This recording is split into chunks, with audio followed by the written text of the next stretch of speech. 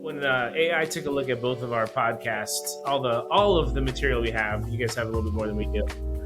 Yours is where sharp wit meets marketing BS, and ours was a more earnest, reflective, insider leadership tone. So yeah, this is going to be a marriage made in heaven, right?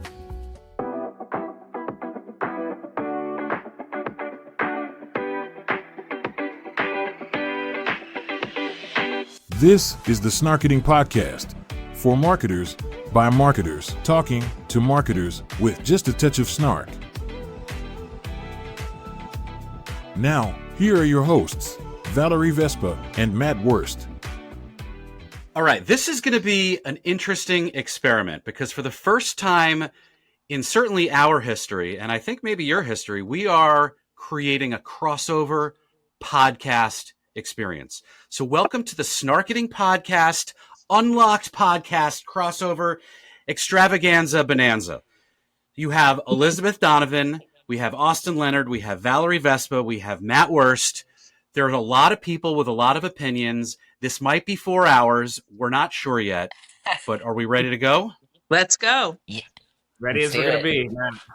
Okay, so what's interesting about this is we have different styles, we have different tones, we have some crossover areas of expertise. We all kind of know each other in different ways, but I don't know how to prepare for a conversation like this. So, Austin, you said you were talking to your AI friends, right? What do they think we should do here?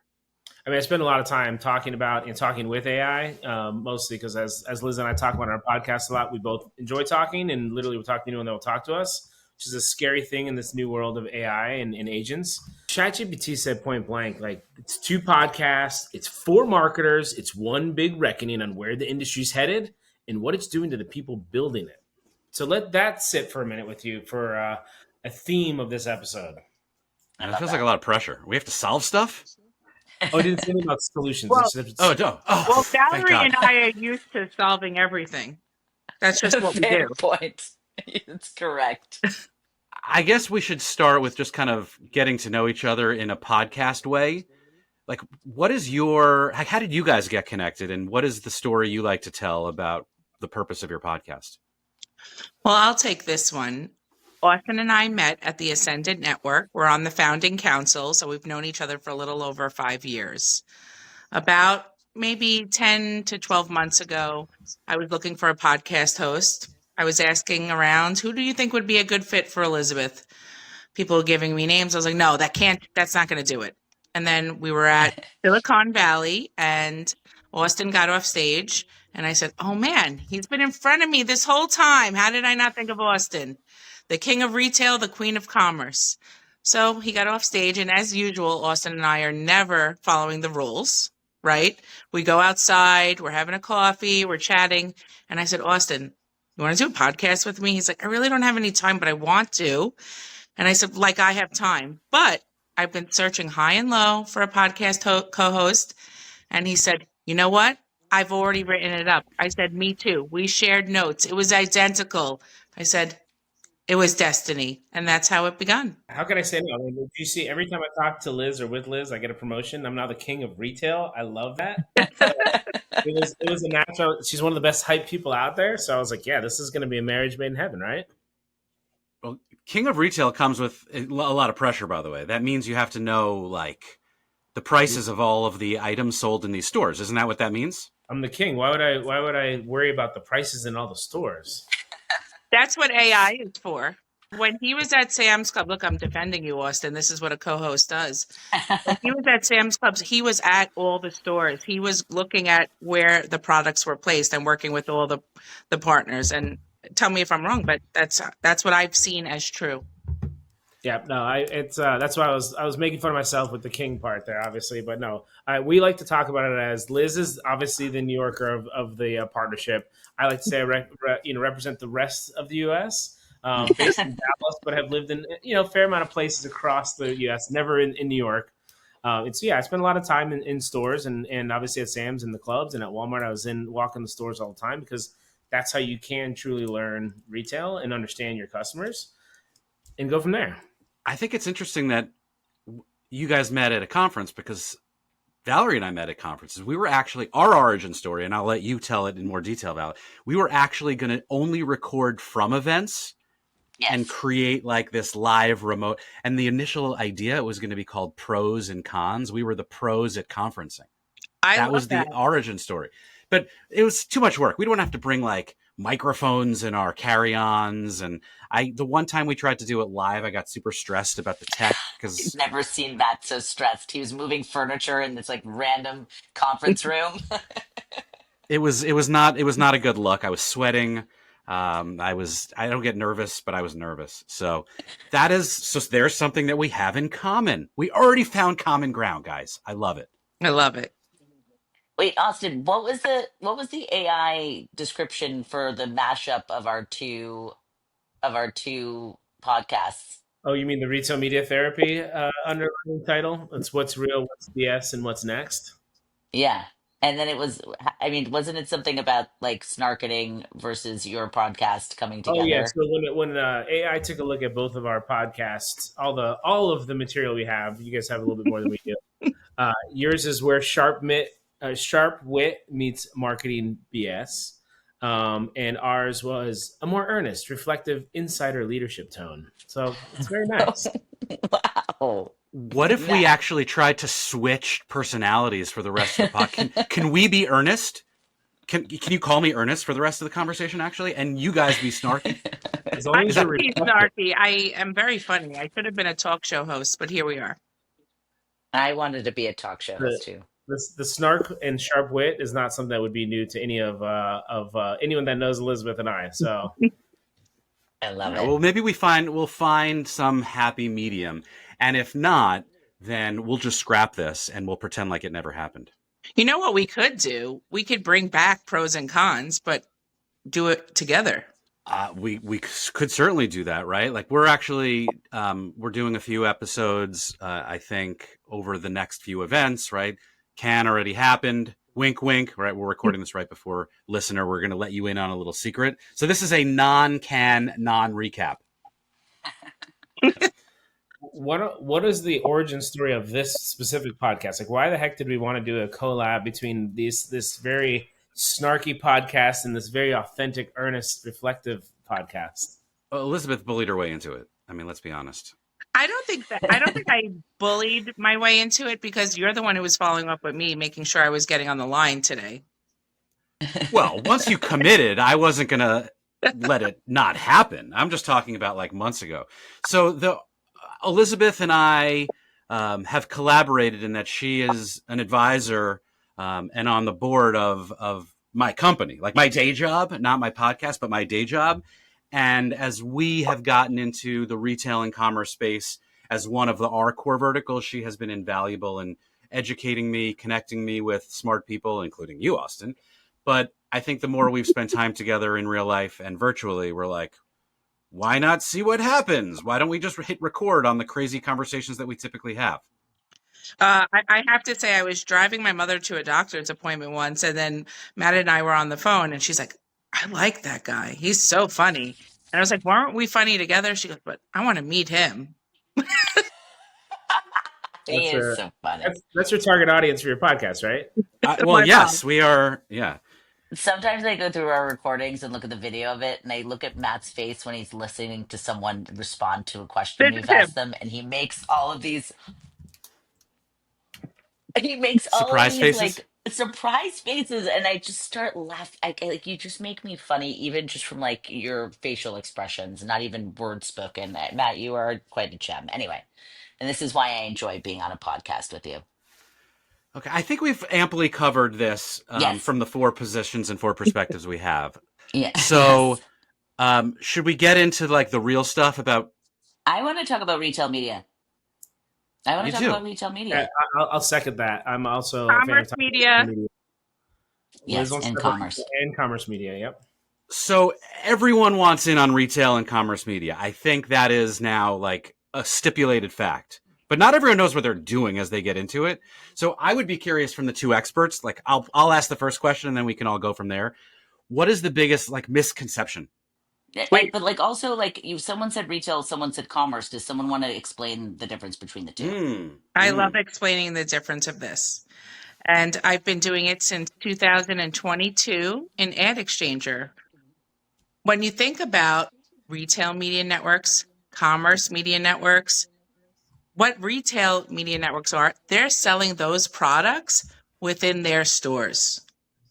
While the new emerging networks, finance, travel, etc., they don't have those products to sell. So either they're Hence why. working with their first party data or their owned and operated channels, their content, etc.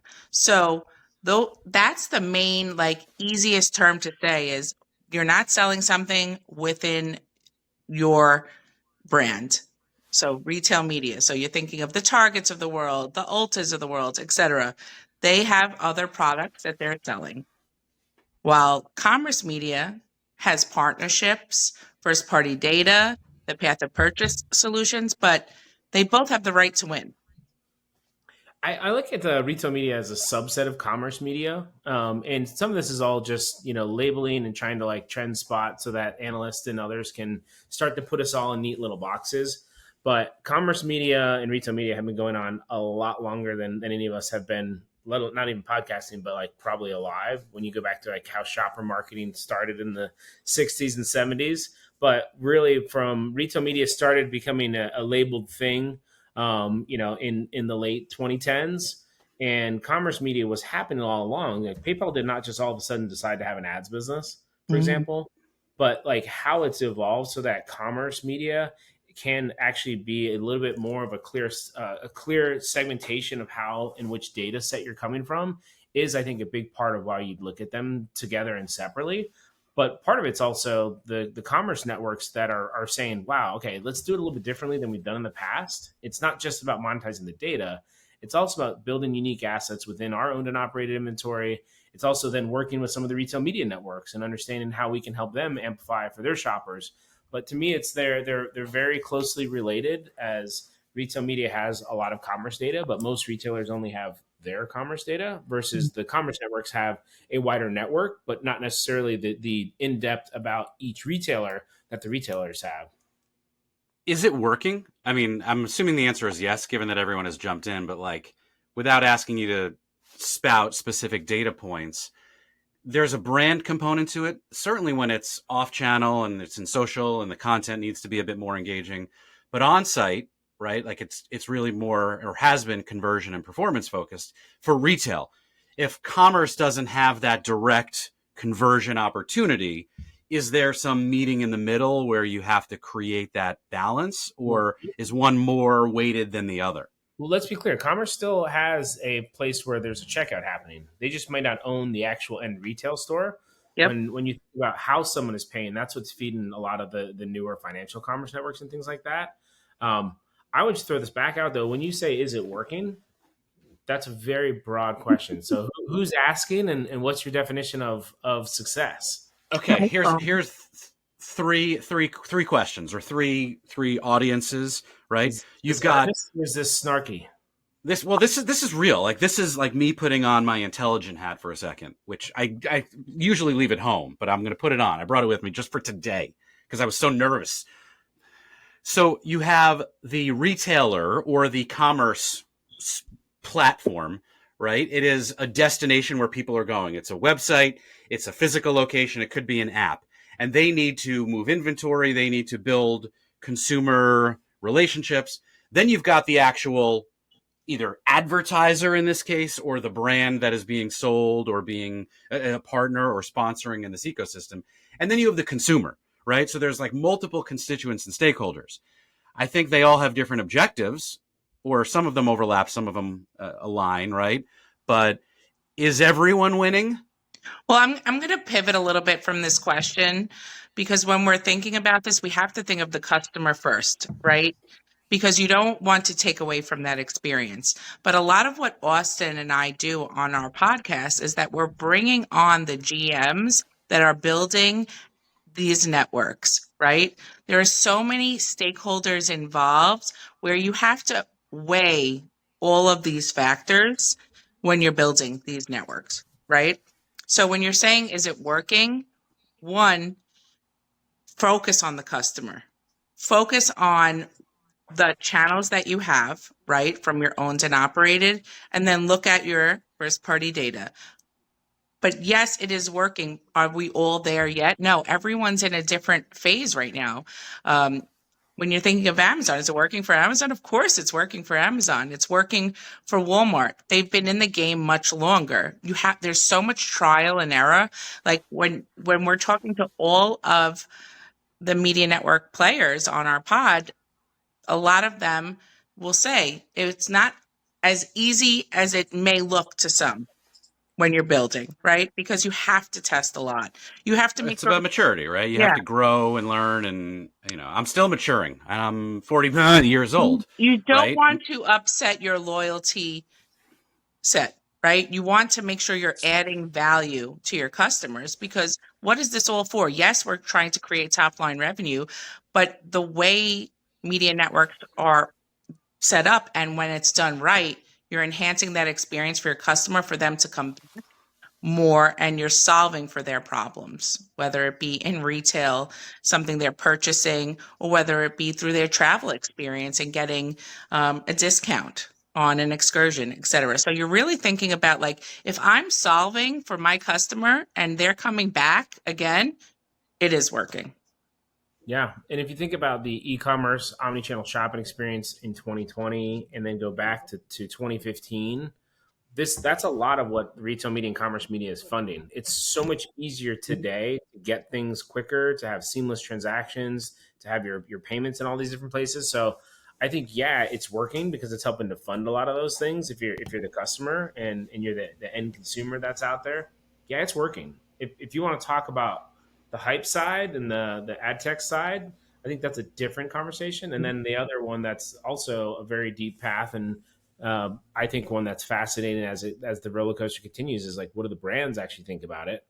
Well, I definitely am more interested in that than the ad tech. We can leave ad tech out of this for now, because who cares? I mean, I think there's like you don't all care. the articles that I read about like the laws of diminishing return on investment and sort of this like demand of growth on the on the ad sales teams to, especially for these longer in existence retail media networks.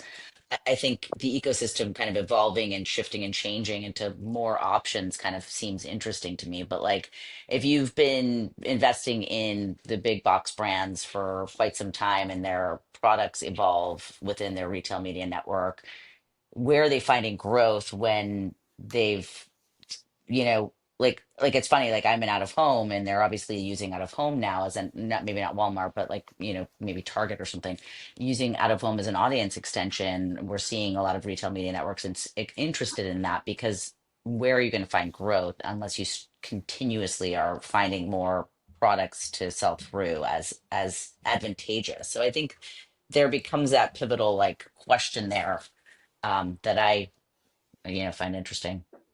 Well, Like, you're absolutely right. So digital out of home, play space, as they used to call it, right, has always been there.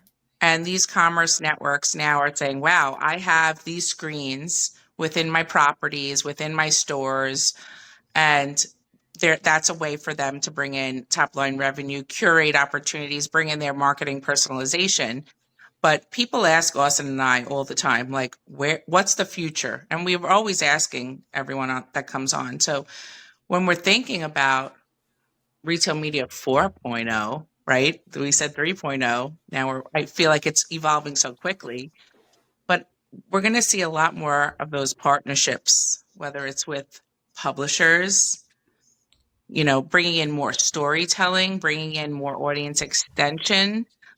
And I think mhm, that's where it's really going to get fun to mhm. see how, social integrations, like partners like Genuine and others. But when you're thinking about that, like publishers and other that they always started from, running an ad on their page or on Yeah, TV. so You true. have you have to evolve. You have to be creative.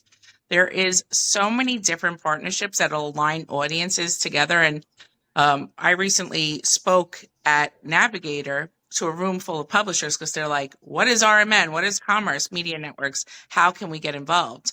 And I said, in order to keep this alive and continue to innovate, you have to focus on partnerships.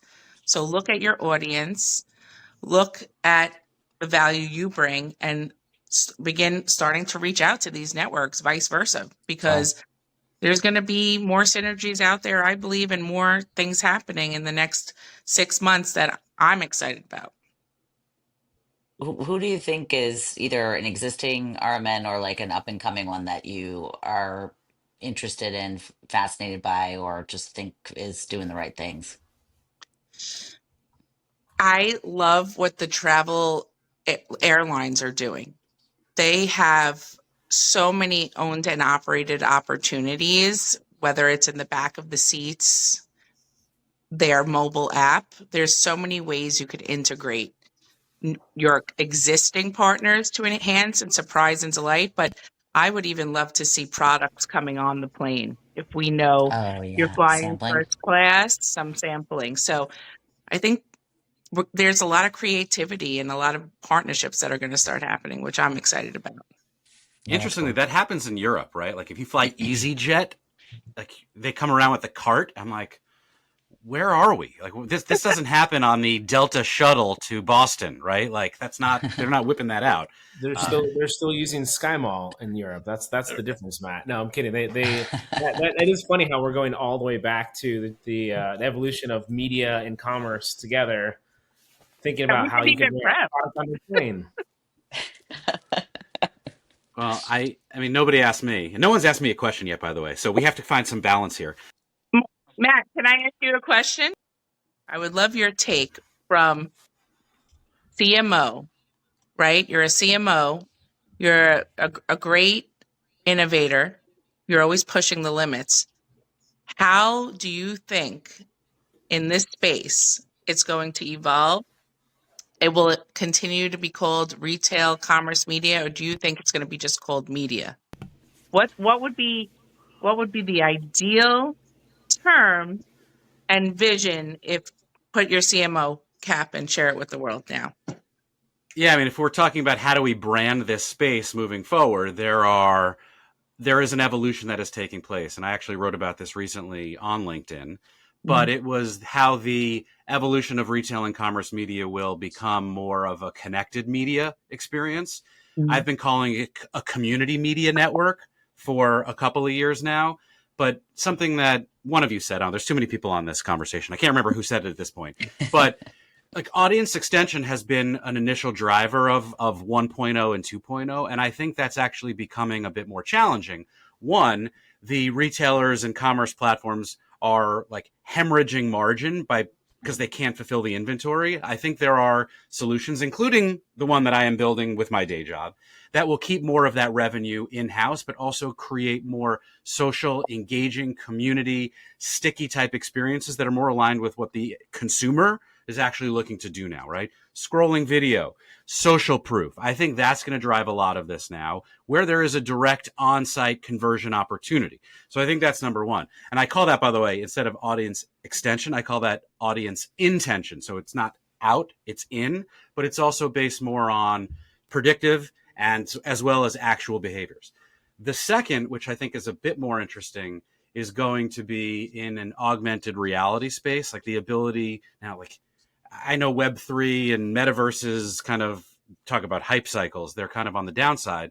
But I look at the next generation, Gen Alpha, and the fact that they are in Roblox, they are buying things, they are engaging. I think that is where a lot of the next version of real media is going. So I think it is just media, but I think it's social. I think it's community. I think it's interactive. So whatever term we want to use, I like the term community media, but maybe Matt, there's something better that we'll come up with. you still have your intelligent hat on. That was very well said. I'm very Well, proud of you. I'm not used to being asked something, so I panicked. Intention. Blacked out. Intention.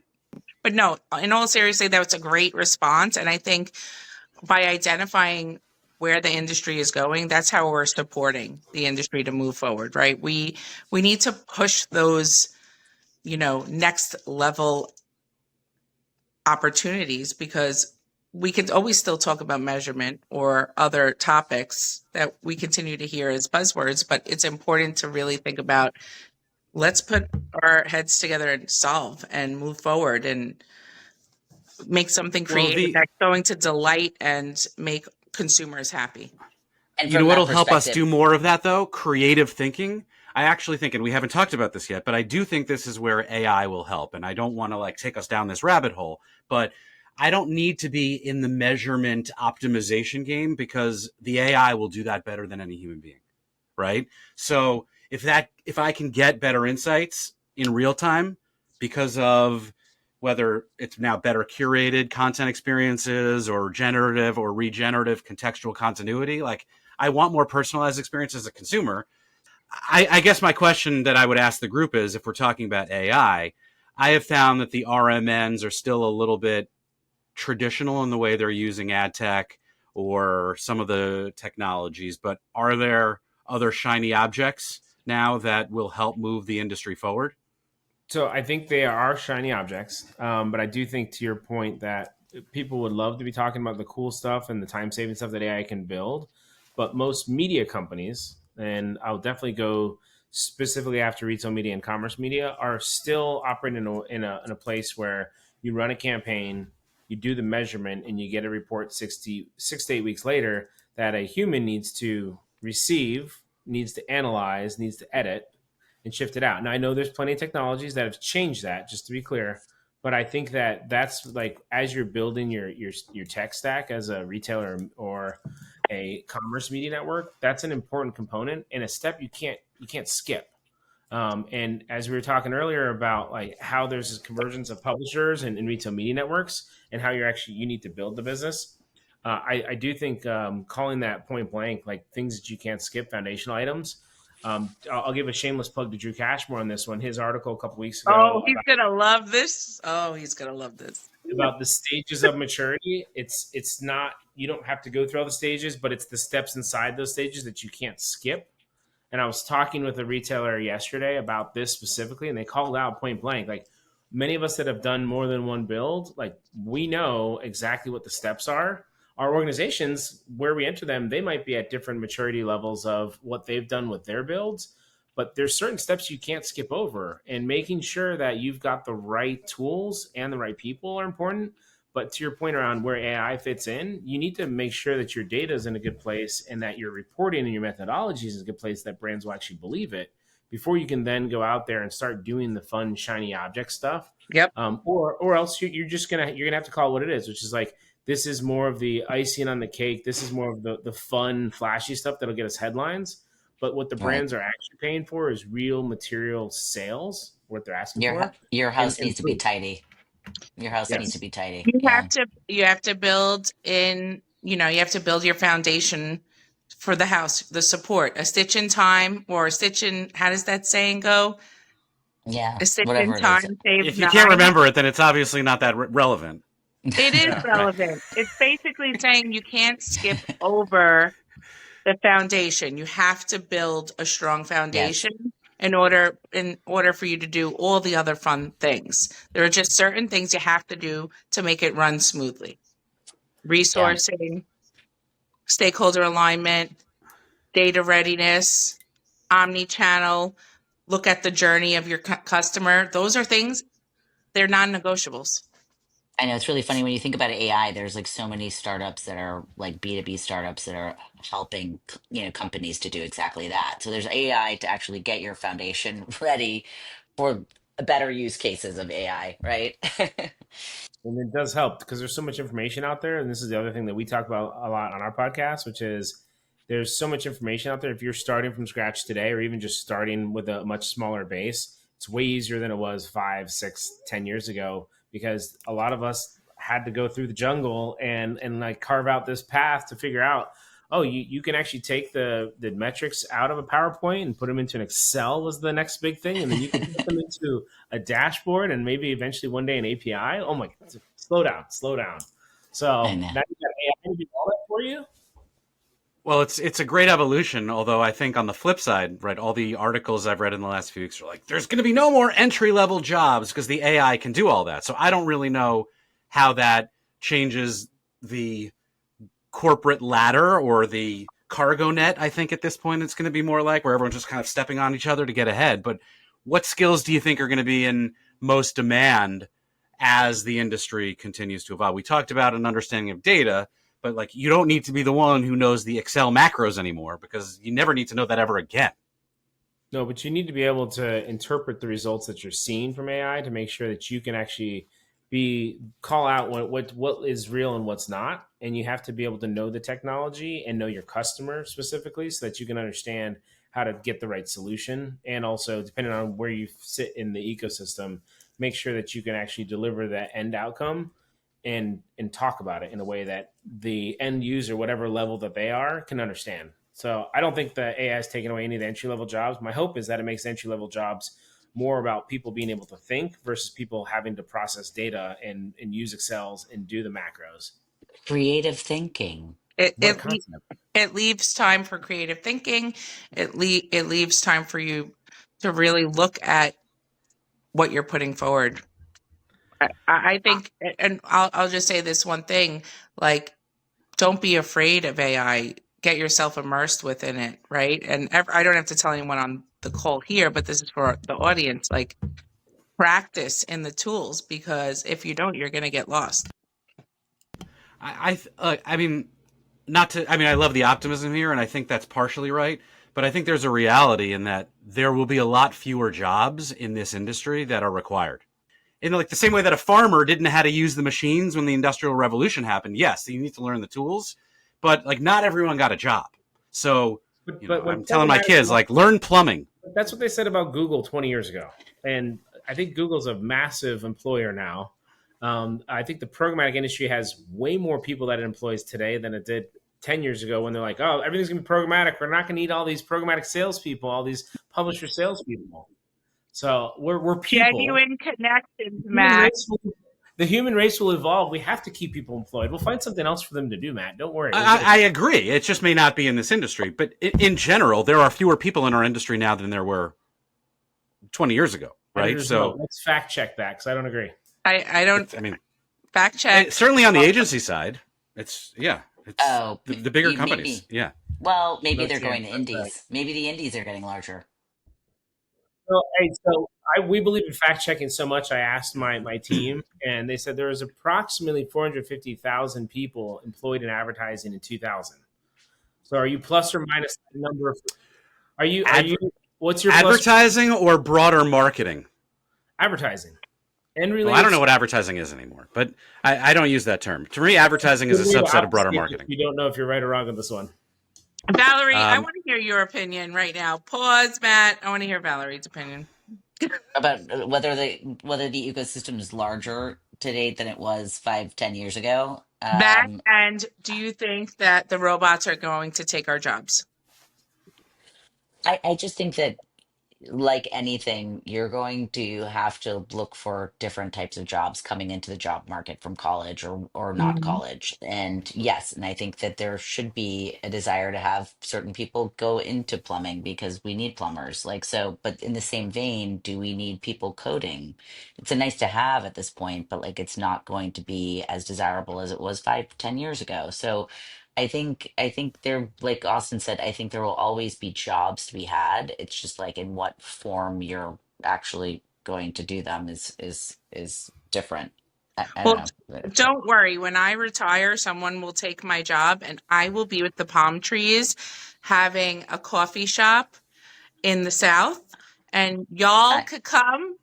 So when Austin says Elizabeth only New York, no, you will all be invited to my coffee shop.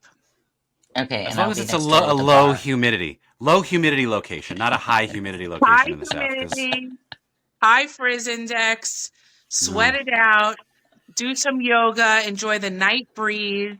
I love it. I'll certainly visit. I don't know if I'll move there, but so Probably in best for the both of you. I want to just make sure I get this in before we run out of time. because we're all podcasters now. We're all learning in this new adaptive media landscape, right? We're maybe a year ahead of you, but maybe in maturity wise, we are in no way ahead of you because, maturity comes in states, and something about Drew Cashmore and something you guys said before.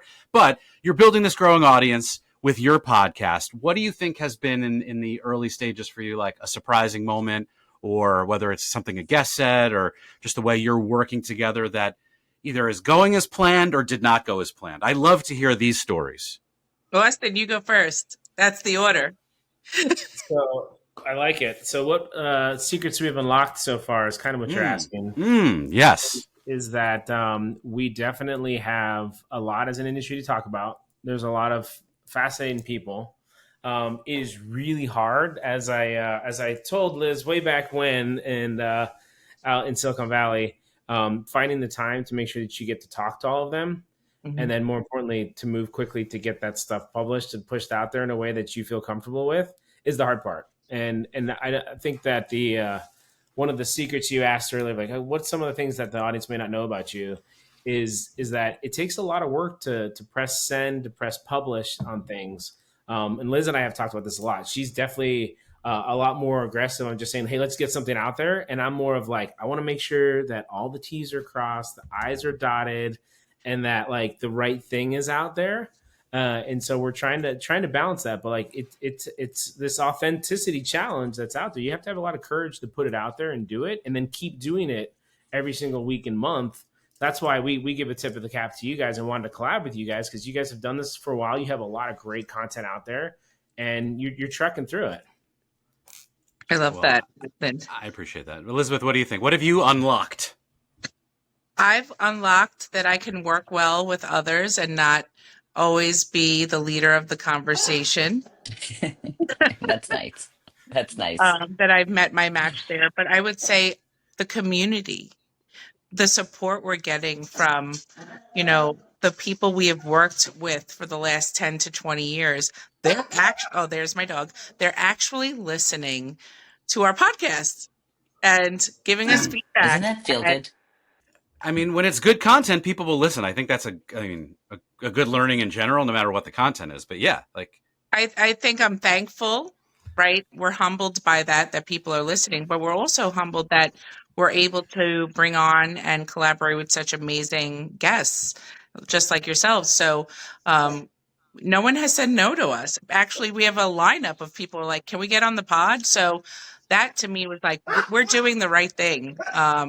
And people want to hear and share and learn about this industry. And there are more jobs to be had because the industry is moving forward. So the more education it could provide people to want to maybe change into this career, or we could get new students that are graduating excited about the future of advertising and technology. Well, your dog is certainly excited, so that's good. You have one loyal audience member there. Learn podcasting etiquette along the way. We're trying hard. The one thing I learned is that Valerie doesn't actually listen to our episodes, so she listens to your episodes and not ours. I listen to them. I was in them. I know how the conversation went. Right. I guess that's true. Exactly. But look, you might triple our listenership if you actually listen to it, Valerie. So no. So we usually how do you guys end your episodes? Do you do like you just sign off and you say something? We have a lightning round, so I don't know what you guys do. So all right. So then AI says to close this episode out. Here's what we need to do. Where do you find each show? Unlockedpod.com for Unlocked Podcast, and on your favorite LinkedIn, Apple, and Spotify location. And we are snarketingpodcast.com, but also iHeart, Spotify, YouTube. I'm actually not sure who's the guest and who the host is here, so we'll have to figure that out afterwards. But can I both say thank you for joining us and thanks for having us? Is that weird? I like it. No, it totally works. I also suggest we call for listener stories. So listeners, what do you think is real, BS, or broken? We'd love to hear your feedback, especially if it's what's broken, send it to the Snarketing folks. The snarkier, the better.